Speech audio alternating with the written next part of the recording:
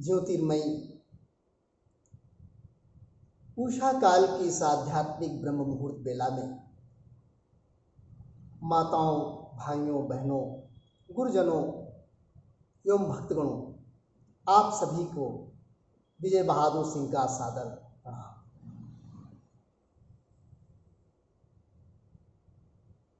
और इसी के साथ आज से माँ दुर्गा की नवरात्रि प्रारंभ हो रही है। आप सभी भारतवासियों को, भाई बहनों को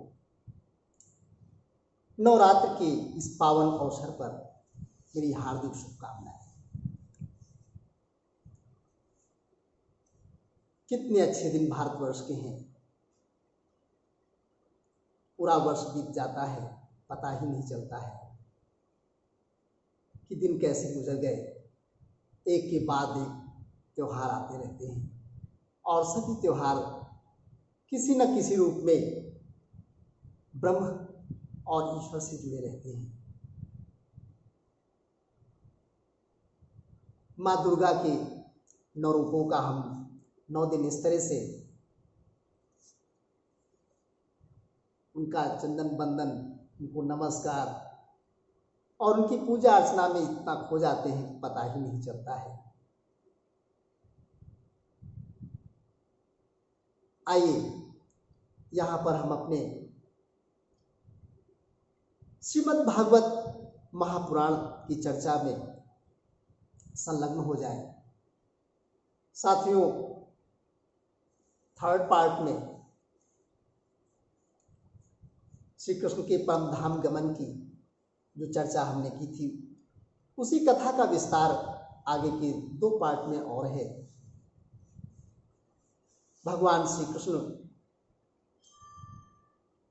प्रभास क्षेत्र में चलने के लिए सबको कहते हैं, द्वारका से प्रभास क्षेत्र में जाने के लिए कहते हैं और उद्धव को उद्धव गीता का उपदेश करके, भागवत धर्मों का उपदेश करके आगे की कथा में अब लीला का स्मरण ही है। प्रभु की लीला विचित्र है, अनुपम है, दिव्य है। क्या करना चाहते हैं वो स्वयं जानते हैं।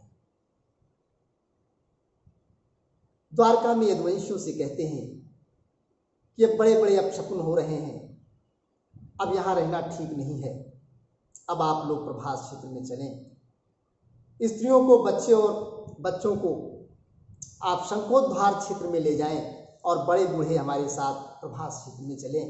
वहीं पर सरस्वती नदी पावन बह रही है, उसमें स्नान करके पवित्र होंगे और देवताओं का पूजा अर्चन करेंगे। बाद में ब्राह्मणों को गौ, घोड़े, रथ, हाथियों का दान भी करेंगे और इस तरह से शांति लाभ करेंगे। तो आओ सुनते हैं आगे। हम श्री सुखदेव जी महाराज के ही वचनों को आपसे कह रहे हैं, कोई उपदेश हम नहीं कर रहे हैं।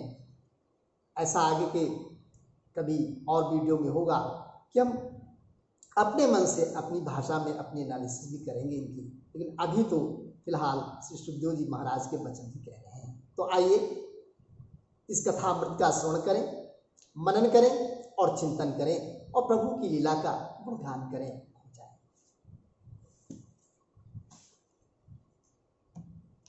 प्यार से बोलिए श्री वृंदावन बिहारी लाल की जय। राजोपवाच।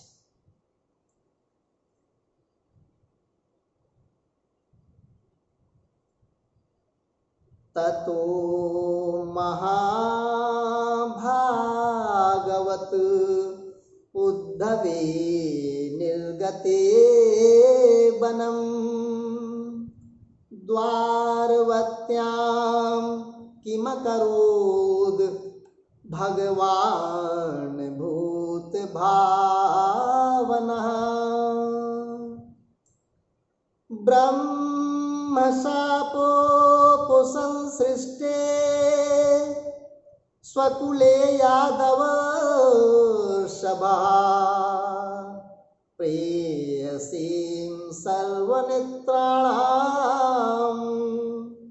तनुं सकथं त्यजत।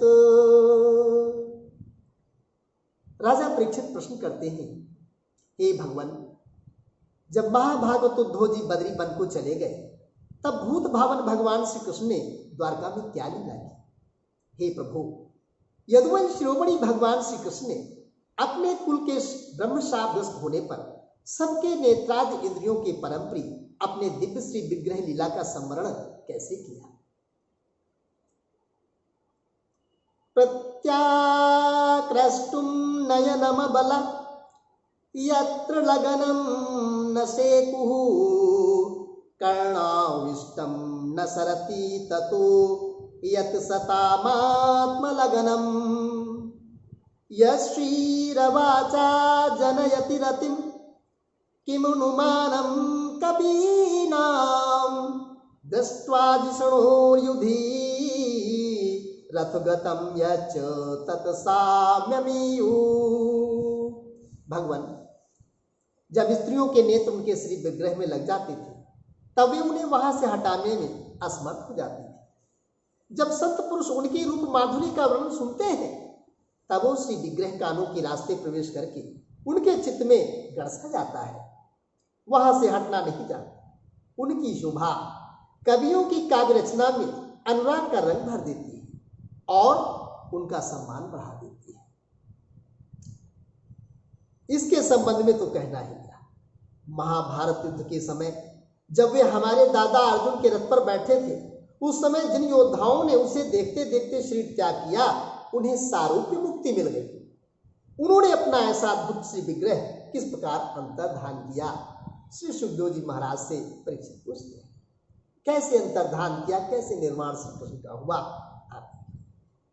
ऋषिवाच, श्री सुखदेव जी महाराज कहते हैं, दिवे भोव्यंतरिक्षे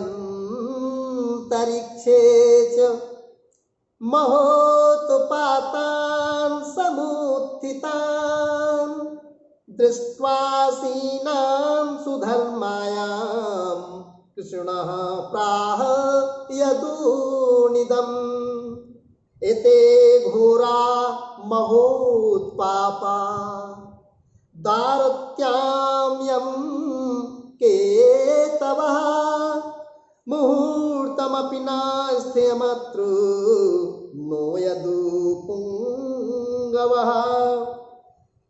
स्त्रियो बालाश्च वृद्धाश्च शङ्खोद्वारं व्रजन्ति त्वतः वयं प्रभासायास्यामो यत्र प्रत्यक सरस्वती तत्राभिषच्य शुचयो उपोष्यसु समाहिता देवता पूजिष्यामः स्नपानलेपनरार्णैः ब्रह्मणास्तु महाभागान् कृतस्वस्त्यन्या वयं गोभूहिरण्यवासोभिः गजाश्वरथ वेश्मभिः विधिरेषु हि अरिष्टगणो मंगलायन्मुत्तमम् देवद्विज जगवां पूजा भूतेषु परमो भवो। हे परीक्षित, जब भगवान श्री कृष्ण ने देखा कि आकाश, पृथ्वी, अंतरिक्ष में बड़े बड़े उत्पात अशकुन हो रहे हैं, तब उन्होंने सुधर्मा सभा में उपस्थित सभी यदुवंशियों से ये बात कही, हे श्रेष्ठ यदुवंशियों, देखो द्वारका में बड़े बड़े भयंकर उत्पात होने लगे हैं। ये साक्षात यमराज की ध्वजा के समान हमारे महान अनिष्ट के सूचक है। अब हमें यहां घड़ी दो घड़ी भी नहीं ठहरना चाहिए। स्त्रियां, बच्चे और बूढ़े यहां से शंखोद्वार में चले जाएं और हम लोग प्रभास क्षेत्र में चले। आप सब जानते हैं कि वहां सरस्वती पश्चिम की ओर बहकर समुद्र में जा मिली है। वहां हम स्नान करके पवित्र होंगे, उपवास करेंगे और एकादशी से स्नान और चंदननाथ सामग्रियों से देवताओं की पूजा करेंगे। वहां स्वस्ति वाचन के बाद हम लोग गौ, भूमि, सेना, वस्त्र, हाथी, घोड़े, रथ और घर आदि के द्वारा महात्मा ब्राह्मणों का सत्कार करेंगे। ये विधि सब प्रकार के मंगलों का नाश करने वाली है और परम मंगल की जननी है। हे श्रेष्ठ वंशियों, देवता, ब्राह्मण और गौ की पूजा ही प्राणियों के जन्म का परम लाभ है। कृष्ण ने ये बात अपने यदुवंशी लोगों से कही, निवेदन किया।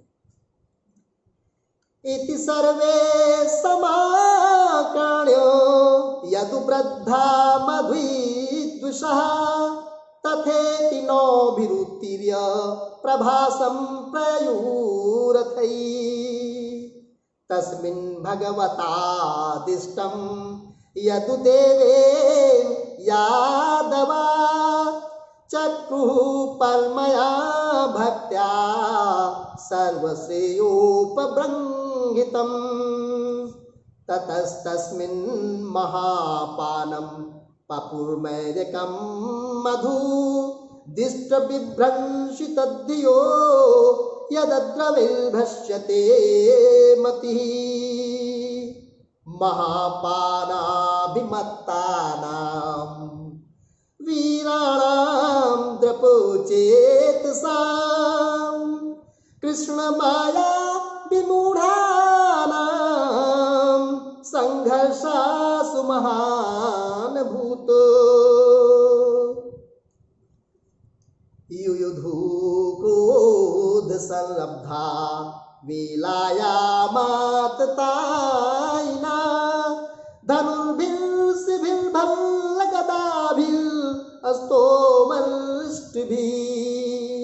हे परीक्षित, सभी वृद्ध यदुवंशियों ने भगवान श्री कृष्ण की बात सुनकर तथास्तु कहकर उसका अनुमोदन किया और तुरंत नौकाओं से समुद्र पार करके रथों द्वारा प्रभास क्षेत्र की यात्रा की। वहां पहुंचकर यादवों ने यदुवंश शिरोमणि भगवान श्री कृष्ण के आदेशानुसार बड़ी श्रद्धा और भक्ति से शादी पाठ आदि तथा और सब प्रकार के मंगल कृत किए। लेकिन देव की लीला, कृष्ण की लीला, आगे देखिए क्या तांडव होता है। ये सब तो उन्होंने किया, परंतु देव ने उनकी बुद्धि हर ली और वे उस मैरियक नाम मदिरा का पान करने लगे।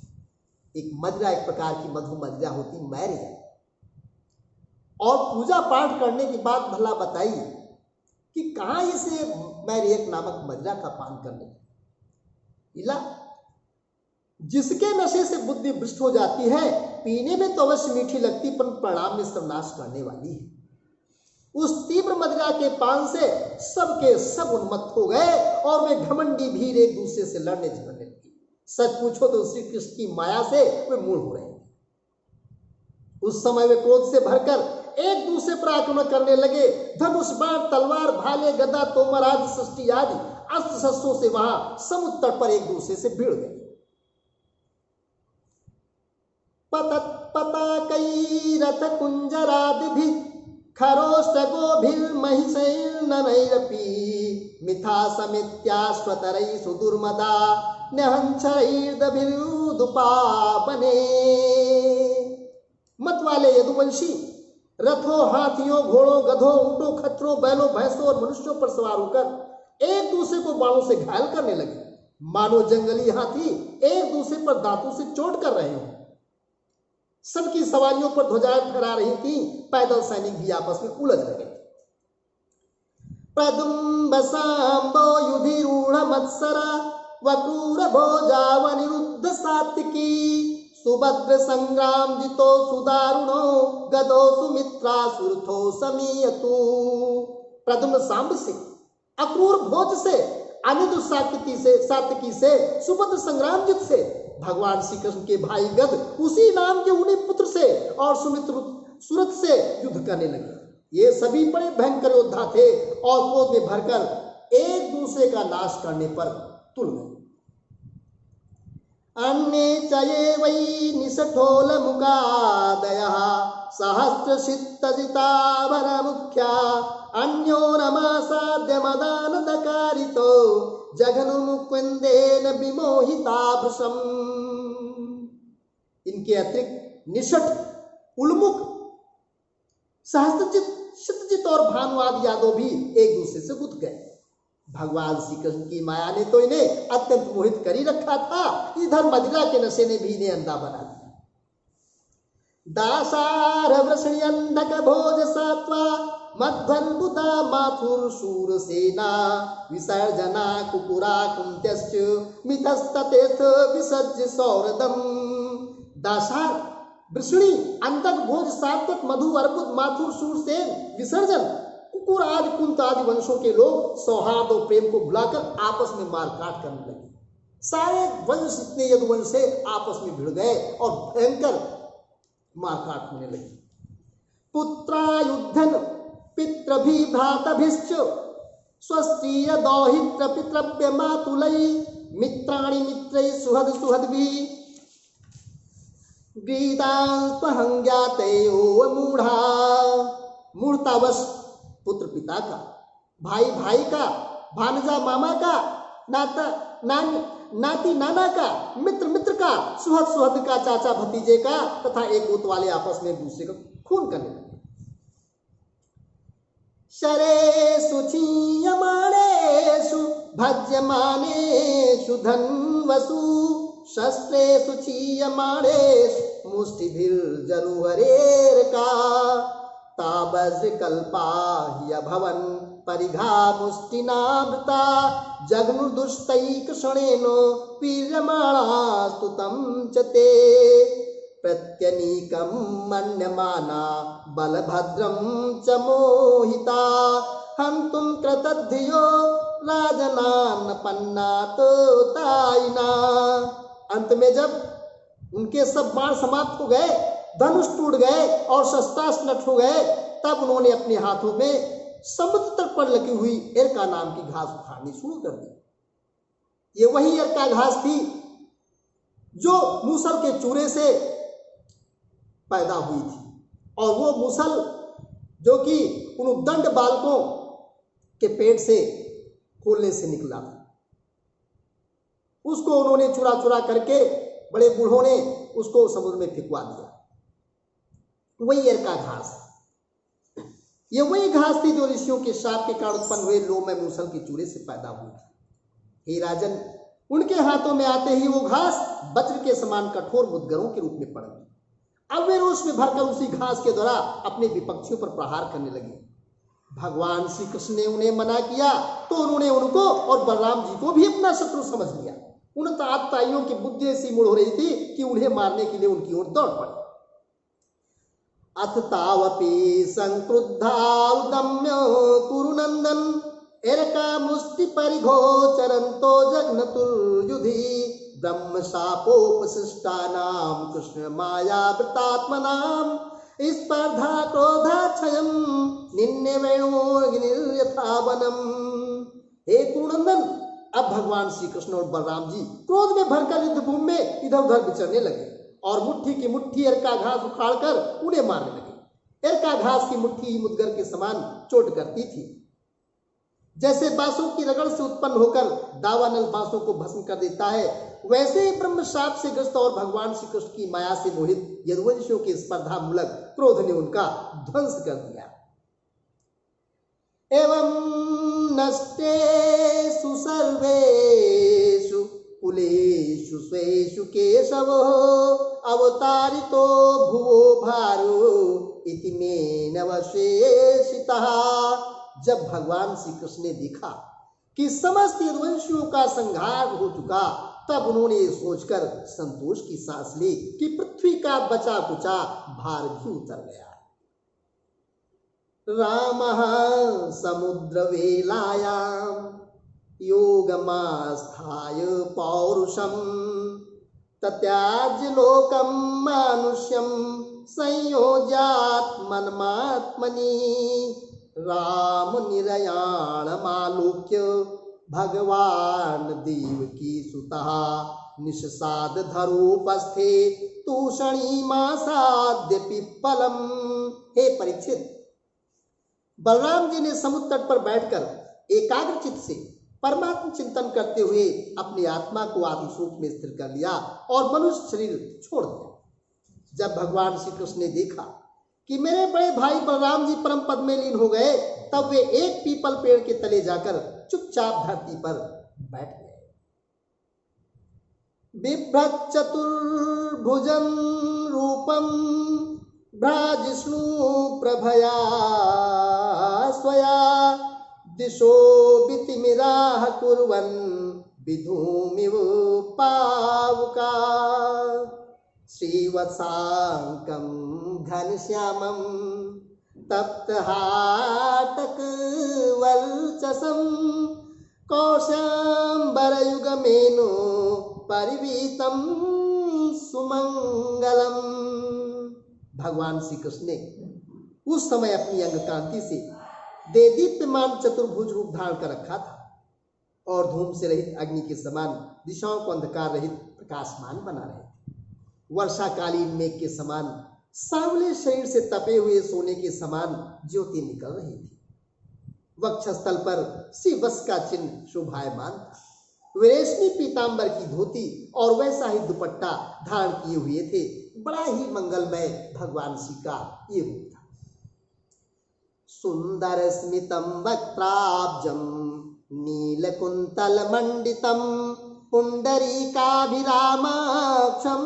स्फुरन् मकर कुंडलम कटिसूत्र ब्रह्मसूत्र किरीट कटकांगदई हारनूपर मुद्राभि कौस्तुभेन विराजितम बनमाला परितांगम मूर्तिमद्भिर्निजायुधै कृत्वरो दक्षिणे पादम आसीनम पंकजारुणम। मुख कमल पर सुंदर मुस्कान, कपोलों पर नीली नीली अलकें बड़ी सुहावनी लगती थी। कमल के समान सुंदर सुंदर सुकुमार नेत्र थे। कानों में मकरा का कुंडल झिलमिला, कमर में करधनी, कंधे पर यज्ञोपवीत, माथे पर मुकुट, कलाइयों में कंगन, बाहों में बाजूबंद, वक्षस्थल पर हार, चरणों में नूपुर, अंगुलियों में अंगूठियां और गलों में कौस्तुभ मणि शोभायमान हो रही थी। घुटनों तक बनमाला लटकी हुई थी। शंख चक्र गदा आदि आयुध मूर्तिमान होकर प्रभु की सेवा कर रहे थे। उस समय भगवान अपनी दाहिनी जांघ पर बायां चरण रखकर बैठे हुए थे। लाल लाल तलवा रक्त कमल के समान चमक रहा था। ऐसी सुंदर मनोहर छवि भगवान श्री कृष्ण की थी।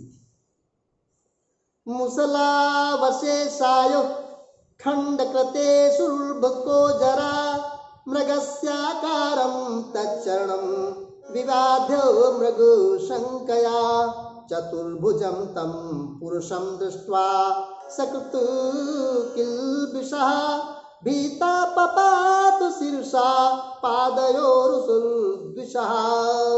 हे परीक्षित, जरा नाम का एक बहेलिया था। उसने मूसल के बचे हुए टुकड़े से अपने बाण की गांसी बना ली थी। उसे दूर से भगवान का लाल लाल तलवा हरिण के मुख के समान जान पड़ा। उसने उसे सचमुच हरिण समझकर अपने उसी बाण से बीन दिया। जब वो पास आया तब उसने देखा कि अरे, ये तो चतुर्भुज रूप पुरुष है। अब तो अपराध कर चुका, इसलिए डर के मारे कांपने लगा और दैत्य दलन भगवान श्री कृष्ण के चरणों पर सिर रखकर धरती पर गिर पड़ा और उसने कहा, अजानता कृत मिदं पापेन मधुसूदन छन्तु मरसि पापस्य उत्तम श्लोक में अनघ यस्यानुस्मरणं नृणाम ज्ञानध्वान्तनाशनं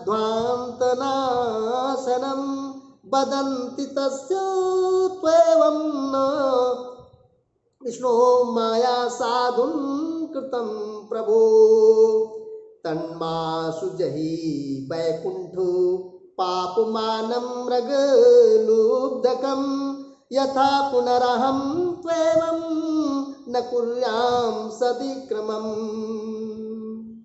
उसने कहा, हे मधुसूदन, मैंने अनजान में पाप किया है, सचमुच मैं बहुत बड़ा पापी हूँ, परंतु आप परम यशस्वी निर्विकार हैं, आप कृपा करके मेरा अपराध क्षमा कीजिए। हे सर्वव्यापक सर्वशक्तिमान प्रभु, महात्मा लोग कहा करते हैं कि आपके स्मरण मात्र से मनुष्यों का अज्ञान अंधकार नष्ट हो जाता है। बड़े खेद की बात है कि मैंने स्वयं आपका अनिष्ट कर दिया। हे वैकुंठनाथ, मैं निरपराध हरणों को मारने वाला महापापी हूँ, आप मुझे अभी अभी मार डालिए, क्योंकि मर जाने पर भी कभी आप जैसे महापुरुषों का ऐसा अपराध न करूंगा।